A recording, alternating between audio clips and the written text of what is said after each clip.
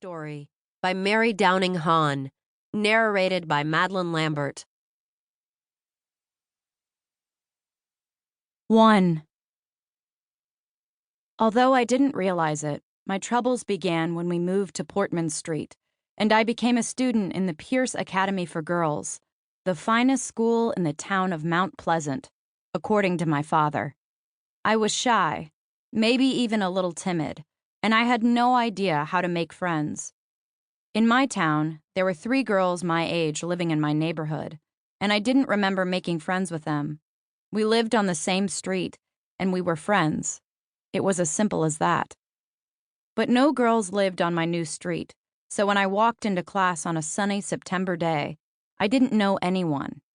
All I saw was a sea of white blouses, blue ties, and blue skirts, row after row of them.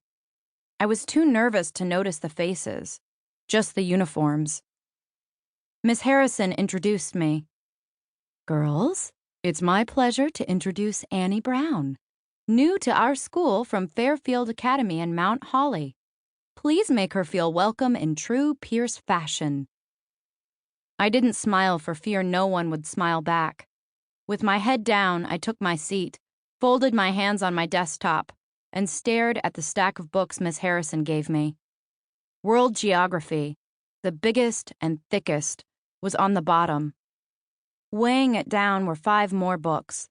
6th grade arithmetic, Adventures in Reading, Book 2, Grammar Handbook, United States History, and a Girl's Treasury of Poetry, as well as a penmanship workbook. Miss Harrison began the morning exercises with the Lord's Prayer, but before we began the Pledge of Allegiance, she said, "Let us say a prayer for our boys overseas. May God bring them home safely from this terrible war."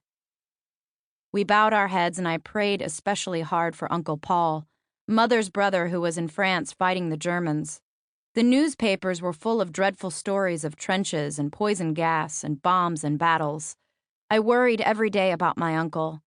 I wished President Wilson had never declared war, but Father said it was our duty to save Europe from Germany. I was glad he was too old to be drafted. After we pledged allegiance to the flag, we took our seats and Miss Harrison pulled down a large map of the world and quizzed us about the war. Tapping her pointer on northeast France, she asked what was happening there. I wasn't sure, so I lowered my head and prayed she wouldn't call on me. Plenty of hands shot up in the air.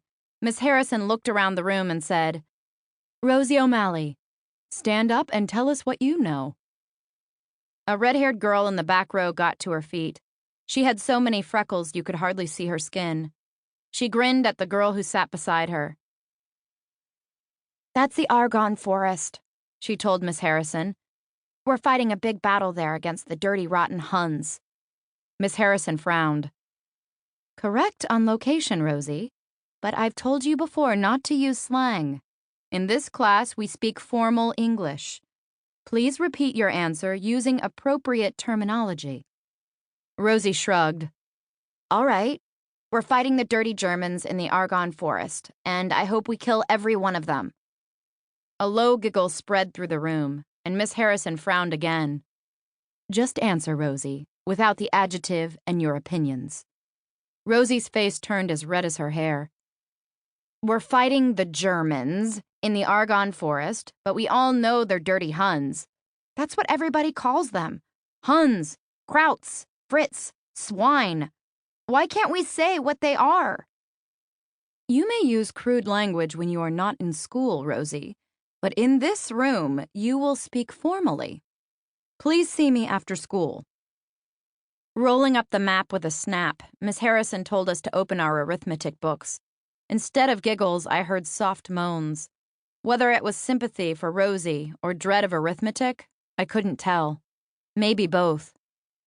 After a lesson on changing fractions to percentages, we diagrammed long, complex sentences that used up a whole page in my notebook and took a spelling test. Not too hard. I only missed 2 words out of 20. A solid B. Father would ask why I missed 2, of course, but Mother would say there was nothing wrong with a B. When Miss Harrison dismissed us for recess, I was happy to stretch my legs, To keep listening to this audiobook, I've left you a link in the description so you can do it, at no cost thanks to Audible's 30-day free trial.